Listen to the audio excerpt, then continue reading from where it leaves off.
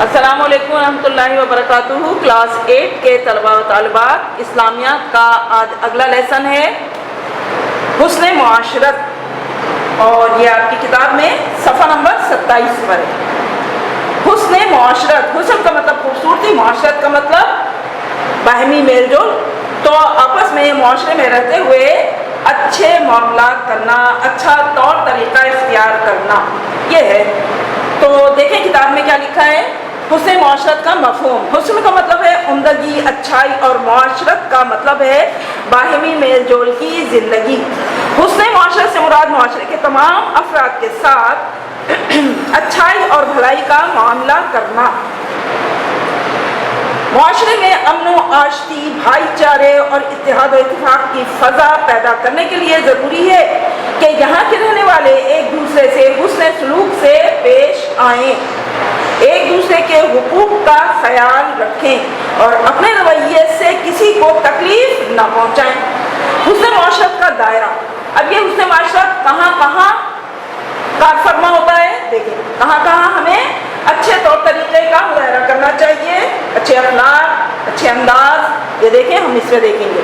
حسن معاشرت کا دائرہ بہت وسیع ہے، اس میں تمام معاشرتی رویے سمٹ کر آ جاتے ہیں۔ گھر اور خاندان، سب سے پہلے معاشرے کی ابتدا گھر سے ہوتی ہے، اور گھر میں سب سے زیادہ حسن سلوک کے حقدار ہمارے والدین ہیں۔ ان کے ساتھ حسن معاشرت یہ ہے کہ ان کے حقوق کا خیال رکھا جائے اور ان کی اطاعت و فرما برداری میں کوئی کسر نہ اٹھا رکھی جائے۔ پھر اولاد کے حقوق ہیں کہ ان کی پرورش اور تعلیم و تربیت بہترین اصولوں پر کی جائے، ان کے ساتھ انصاف اور محبت کا یکساں معاملہ کیا جائے۔ پھر میاں بیوی کے ایک دوسرے پر حقوق ہیں۔ رشتہ داروں کے ساتھ حسن معاشرت یہ ہے کہ ان کے ساتھ صلہ رحمی کی جائے، یعنی ان سے اچھے تعلقات رکھے جائیں، اپنے کسی بھی رویے سے انہیں تکلیف نہ دی جائے۔ پڑوسیوں کے ساتھ اچھا معاملہ یہ ہے کہ ان کے تمام حقوق ادا کیے جائیں، خوشی اور غم کے موقع پر ان کا بھرپور ساتھ دیا جائے، ان کی ضرورتوں کو پورا کیا جائے۔ اگر وہ کسی مدد یا تعاون کے طالب ہوں تو جہاں تک ممکن ہو ان کے کام آیا جائے، ان کی بروقت خبرگیری کی جائے اور ان کے ساتھ احسان کا رویہ اپنایا جائے۔ یتیم اور بیوہ، یتیموں اور بیواؤں کی سرپرستی کی جائے، ان کے اموال و جائیداد کو غصب نہ کیا جائے، ان کے حقوق پورے ادا کیے جائیں۔ اگلا پیج دیکھیے۔ فقراء و مساکین کے ساتھ رحمدلی کی جائے، ان کو جھڑکا نہ جائے، ان سے نرمی کے ساتھ بات کی جائے اور ان کی مالی امداد کی جائے۔ دوست و احباب، دوستوں سے بے لوث محبت کی جائے، مصیبت کے وقت ان کے کام آیا جائے، ان سے خود غرضی کا معاملہ نہ کیا جائے، ان کے ساتھ منافقانہ رویہ نہ اپنایا جائے، یعنی منہ پہ دوست ہیں اور پیٹھ پیچھے ان کا مذاق اڑا رہے ہیں، ان کی برائیاں کر رہے ہیں اور ان کی خیر خواہی کے خلاف کام کر رہے ہیں، تو یہ نہیں کرنا چاہیے، یہ منافقت کہلاتی ہے۔ ان کے لیے ہمیشہ ایثار و قربانی کا جذبہ رکھا جائے، تحفے تحائف کے ذریعے محبت میں اضافہ کیا جائے۔ خادم یعنی نوکر، چاکر، غلام وغیرہ، خادموں کے ساتھ حسن معاشرت یہ ہے کہ ان کو اپنے سے کمتر نہ سمجھا جائے، ان کے کھانے اور لباس کی ضرورتوں کا خیال رکھا جائے، ان پر سختی نہ کی جائے اور ان کی طاقت سے زیادہ کام نہ لیا جائے۔ معذور، مریض، قیدی، مسافر اور مہمان، ان کے ساتھ حسن معاشرت کس طرح ہوگی کہ معذور افراد کی خدمت، مدد اور رہنمائی کی جائے، سفر کے دوران معذوروں کا خاص خیال رکھا جائے، مریضوں کی عیادت کی جائے، مجرموں اور قیدیوں کی ضرورتوں کا خیال رکھا جائے اور معاشرے کا مفید شہری بننے میں ان کی رہنمائی اور مدد کی جائے۔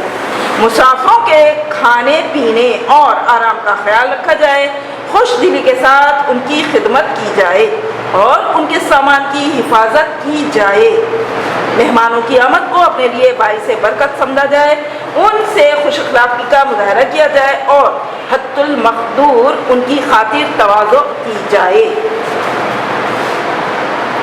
آگے دیکھیں معاشرے کے دیگر افراد، معاشرے کے بقیہ افراد خواہ وہ مسلمان ہوں یا غیر مسلم، ان سے خیرخواہی کی جائے، بڑوں کا ادب اور چھوٹوں پر شفقت کی جائے، خواتین کا احترام کیا جائے، تمام انسانوں کے ساتھ خوش اخلاقی، غم گساری، ہمدردی اور محبت کے ساتھ رہا جائے، برے القاب، نکتہ چینی، تجسس، بدگمانی، فحش کلامی، حسد، غرور، تکبر اور کینہ پروری سے بچنے کی کوشش کی جائے، تمام معاملات میں امانت، دیانت، صداقت اور شرافت کا رویہ اپنایا جائے، آداب مجلس اور آداب گفتگو کا خیال رکھا جائے، تفرقہ بازی اور عصبیت سے گریز کیا جائے، یعنی تعصبات والا کوئی معاملہ نہ کیا جائے معاشرے میں رہتے ہوئے۔ آگے دیکھیں حسن معاشرت اور قرآن و حدیث کی تعلیمات۔ اللہ تعالیٰ نے ارشاد فرمایا ہے وَتَعَاوَنُوا عَلَى الْبِرِّ وَالتَّقْوَىٰ وَلَا تَعَاوَنُوا عَلَى الْإِثْمِ وَالْعُدْوَانِ، اور نیکی اور بھلائی کے کاموں میں ایک دوسرے سے تعاون کرو اور گناہ اور زیادتی کے کاموں میں ایک دوسرے کے ساتھ تعاون نہ کرو۔ یہ اللہ تعالیٰ نے حسن معاشرت کی اس طرح تلقین فرمائی۔ آگے دیکھیے سورہ حجرات میں ہے انما المؤمنون اخوۃ فاصلحوا بین اخویکم، بے شک مومن تو آپس میں بھائی بھائی ہیں، بس اپنے دو بھائیوں کے درمیان صلح کرا دیا کرو۔ نبی اکرم صلی اللہ علیہ وسلم کی احادیث بھی اس سلسلے میں ہے، فرمایا مسلمان وہ ہے جس کے ہاتھ اور زبان کے شر سے دوسرے مسلمان محفوظ رہیں۔ ایک اور حدیث ہے کوئی شخص مومن نہیں ہو سکتا جب تک وہ اپنے بھائی کے لیے وہی کچھ پسند نہ کرے جو اپنے لیے پسند کرتا ہے۔ حسن معاشرت اور نبی کریم صلی اللہ علیہ وسلم کا اسوہ یعنی نمونہ۔ نبی اکرم صلی اللہ علیہ وسلم نے اپنے عمل کے ذریعے ہمیں حسن معاشرت سکھائی ہے۔ آپ صلی اللہ علیہ وسلم ایک شفیق باپ اور بہترین شوہر تھے، صلہ رحمی کا خیال رکھتے اور رشتہ داروں کے تمام حقوق ادا کرتے، بیواؤں، یتیموں کی سرپرستی اور فقراء و مساکین کی دستگیری کرنے والے، حد درجے مہربان نواز اور مصیبت میں لوگوں کے کام آنے والے، عدل و انصاف کے تقاضے پورے کرنے والے اور سخاوت و ایثار سے کام لینے والے تھے، شرم و حیا کا پیکر تھے اور دوسروں کو بھی اس کی تعلیم دیتے تھے۔ آپ صلی اللہ علیہ وسلم لوگوں سے خندہ پیشانی سے ملتے اور سلام میں پہل کرتے، دوسروں سے عفو و درگزر کرتے اور ان کے حقوق کا خیال رکھتے تھے۔ حضور صلی اللہ علیہ وسلم اپنے اصحاب سے محبت و مروت کا سلوک فرماتے، مسافروں کی مدد کرتے۔ حضور صلی اللہ علیہ وسلم بچوں پر شفقت کرتے اور بڑوں کا احترام کرتے تھے۔ غرض یہ کہ حضور صلی اللہ علیہ وسلم نے تمام زندگی اس بات کا خیال رکھا کہ تمام لوگوں کو ان کے حقوق ملتے رہیں اور کسی کو آپ صلی اللہ علیہ وسلم کے رویے سے تکلیف نہ پہنچے۔ آپ صلی اللہ علیہ وسلم کا حسن معاشرت ہمارے لیے بہترین نمونہ ہے۔ یہ ہو گیا حسن معاشرت پر سبق۔ اب ہم آپ کو اس کی ہوم ورک دیں گے، امید ہے کہ آپ کی سمجھ میں آ گیا ہوگا۔ بچوں حسن معاشرت میں ہر طرح کے یعنی اعلیٰ اخلاق ہوتے ہیں، ایک دوسرے سے چاہے وہ کوئی بھی ہو، چاہے وہ گلی میں آپ کی سبزی والا ہے، چاہے وہ سویپر آئے، چاہے وہ کوئی بھی ہو، آپ ہر ایک سے بسوں میں جائیں، رکشے میں جائیں، آپ ہر ایک سے اچھی گفتگو کریں، آپ راستے کا خیال رکھیں، راستے میں اگر کوئی چیز تکلیف دہ پڑی ہے اس کو آپ سائڈ پہ کر دیں۔ اسی طریقے سے آپ درخت لگائیں، درختوں کو اجاڑیں نہیں، برباد نہ کریں اور خوبصورتی میں اضافہ کریں، ماحول کو خوبصورت بنائیں، صفائی ستھرائی کا بھی خیال رکھیں۔ یہ ساری باتیں بھی حسن معاشرت میں آتی ہیں۔ جانوروں کے ساتھ بھی اچھا سلوک کریں، ان کی ضرورتوں کا خیال رکھیں کیونکہ وہ بھی زبان ہوتے ہیں۔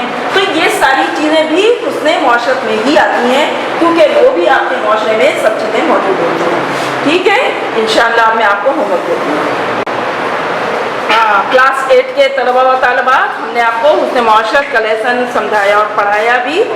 اب آج اس کا ہوم ورک ہے سوال نمبر 1، حسن معاشرت کے سلسلے میں قرآن و احادیث کے چند احکامات بیان کریں۔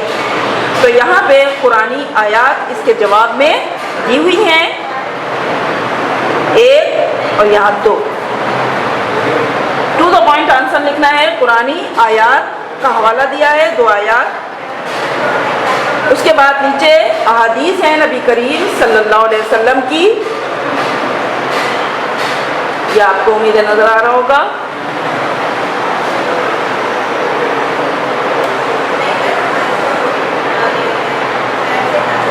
پھر سے دیکھ لیجئے اوپر سوال نمبر 1، ہیڈنگ ہے قرآن و حدیث کے احکامات۔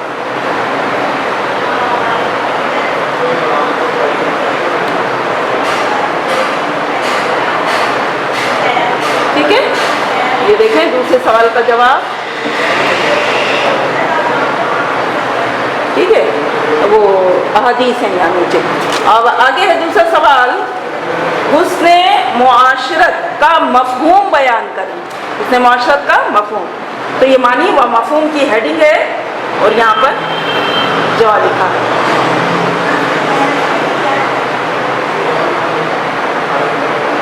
ٹھیک ہے، اگلا سوال 3 ہے، سوال نمبر، حسن معاشرت میں تمام معاشرتی رویے سمٹ کر آ جاتے ہیں، روشنی ڈالیے۔ تو یہاں اس کے جواب میں حسن معاشرت کا دائرہ، اس کی ہیڈنگ ڈالی ہے، اور پھر بہت مختصر ہم نے معاشرے کی تمام افراد کے بارے میں یہاں لکھا ہے۔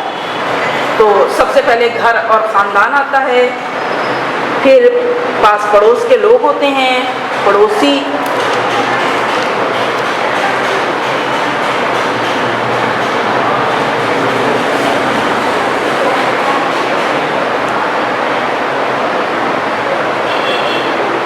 سمجھ میں آ رہا ہوگا آپ کی، گھر اور خاندان، پڑوسی۔ نمبر 3 اس کے بعد ہے فقراء و مساکین۔ ٹھیک ہے، فقراء و مساکین، اس کے بعد خادم، پھر دوست احباب، ان سب کے ساتھ مطلب کس طرح کا رویہ ہونا چاہیے ہمارا، پھر معذور، مریض، قیدی، مسافر اور مہمان۔ یہ دیکھیں،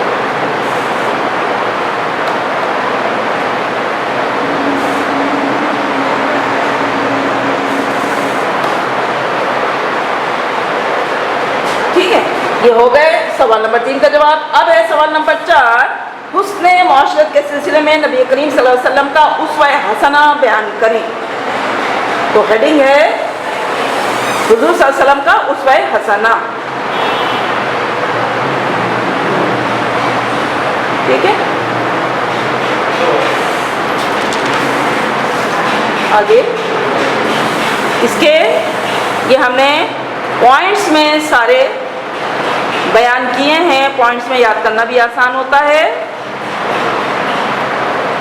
5 پوائنٹس ہیں کہ آپ صلی اللہ علیہ وسلم جو تھے وہ کس طرح معاشرے کے افراد کے ساتھ معاملہ کیا کرتے تھے۔ ٹھیک ہے،